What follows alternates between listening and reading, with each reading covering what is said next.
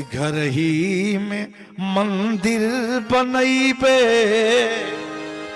तीरथ हम घूमे न जइबे। मंदिर बनैबे, तीरथ हम घूमे न जइबे। घर ही में मंदिर बनैबे, तीरथ हम घूमे न जइबे। मंदिर बनैबे, तीरथ हम घूमे न जइबे। घूमे न जइबे हो, घूमे न जइबे, न जइबे हो, घूमे न जइबे। रही में मंदिर बनैबे, तीरथ हम घूमे न जइबे। रही में मंदिर बनैबे, तीरथ हम घूमे न जइबे। सास जी के गौरा, ससुर जी के शंकर, गौरा ससुर जी के शंकर। सास जी के गौरा, ससुर जी के शंकर। सास जी के गौरा ससुर जी के शंकर। नंदा के दुर्गा बनैबे, तीरथ हम घूमे न जइबे। घर में मंदिर बनैबे, तीरथ हम घूमे न जइबे। घर में मंदिर बनैबे, तीरथ हम घूमे न जइबे। नोट करना, आज रील का जमाना चला है, रियल का नहीं रील का। मोबाइल में रील देख रहे हैं और ऐसे ऐसे रील हैं जो रियल को खराब कर रहे हैं, रील वाले। देखिए, धर्म को समझना होगा। अगर जो माता पिता हैं, आपसे बड़े परिवार में हैं, अगर आप उनका अपमान करके 4 घंटा पूजा करें, उसका कोई लाभ नहीं मिलेगा। अच्छा, यहां मास्टर साहब बैठे हैं, जो मैट्रिक पास न करे वो पीएचडी कैसे करेगा? और अगर कोई डिग्री दे भी दे तो फर्जी मानी जाएगी, डिग्री भी वापस ले ली जाएगी और जेल भी जाएगा। नियमानुसार चलना पड़ेगा। जो माता पिता हैं, जिन्होंने आपको जन्म दिया है, माला लेके बैठे हो, यदि उनका अपमान हो रहा है। एक बार एक सज्जन नवरात्र में जा रहे थे विंध्याचल, हमारे गुरुदेव के चरणों में आए, प्रणाम किए, कहे गुरुजी हमारे ऊपर विंध्यवासिनी माँ की कृपा होगी। गुरुदेव भगवान ने कहा एक बात बताओ, जो माँ तुमको जन्म दी हैं वो हैं? बोले हाँ। बोले उनकी माँ की, माँ अपनी माता जी की सेवा करते हो, उन माँ की सेवा करते हो जिन्होंने तुम्हें जन्म दिया? कहा गुरुजी हम 2 भाई हैं, माता जी से 2 साल से हमारी बोलचाल बंद है, बड़े भाई में रहती। तो गुरुजी ने कहा बेटा टिकट न लिए हो तो घर लौट जाओ। कहा क्यों? कहा जब तुम प्राइमरी नहीं पास कर पाए तो पीएचडी क्या करोगे? हाँ, जो माँ तुमको 9 महीने गर्भ में रखी, अगर उसको तुम प्रसन्न नहीं कर पाए 24 घंटा 24 आवर्स रख के, तो विंध्यवासिनी माँ के दरबार में नारियल की जगह खोपड़ी भी फोड़ दोगे तो माँ प्रसन्न होने वाली नहीं है। इसलिए पहले की जो माताएं गीत भी गाती थी, वो सब मंत्र के अनुवाद हुआ करते थे। आज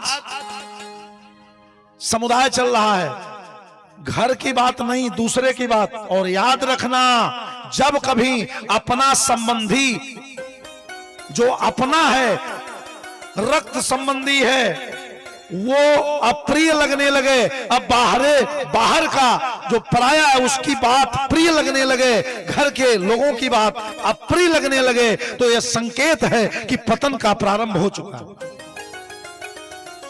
इसलिए धर्म का सिद्धांत कहता है कि कभी भी नीति के विरुद्ध कार्य नहीं करना चाहिए। आज महाराज मनु ने तप किया, भगवान प्रसन्न हो गए। और जैसे भगवान प्रसन्न हुए, सबसे पहले भगवान ने ब्रह्मा को भेजा। सब देवता आए, मनु जी वरदान मांगिए। मनु जी ने कहा राजपाट मांगना होता। ये जितने लोग आ रहे हैं ये हमको जो दे सकते हो हमको लेने नहीं, क्योंकि मैं तो अपना बना बनाया राज्य अपने बेटे को दे के आया हूं। तो बेटा मांगना नहीं है, धन पैसा छोड़ी के आया हूं, गाड़ी घोड़ा चाहिए नहीं। तो ब्रह्मा जी से कहा महाराज हमको जो चाहिए वो आप नहीं दे सकते, इसलिए आगे बढ़ने दीजिए। कभी कभी जब कोई धरना पे बैठता है तो छोटे अधिकारी मनाने आते हैं, मामला नहीं बढ़ता तो शीर्षस्थ अधिकारी को आना पड़ता है। मनु जी कुछ नहीं बोले, ब्रह्मा जी आए, बोले आप तपस्या कर रहे हो मांग तो लो। बोले अभी आपसे मांग पूरी नहीं होगी। बोले बता तो दो क्या चाहिए। बोले जिसके लिए हम बैठे हैं उसको आने दो, संवाद उसी से होगा। देवता हैरान हो गए। सब देवताओं ने कहा महाराज जो भक्त आया है वो कुछ मांग ही नहीं रहा, वो केवल आपको मांग रहा, वो केवल आपको मांग रहा है और किसी को नहीं मांग रहा है। बार बार कहने पर जब नहीं तो भगवान आए, और जब भगवान आ गए तो क्या कहा, महाराज मनु ने संकोच में एक बात कहा,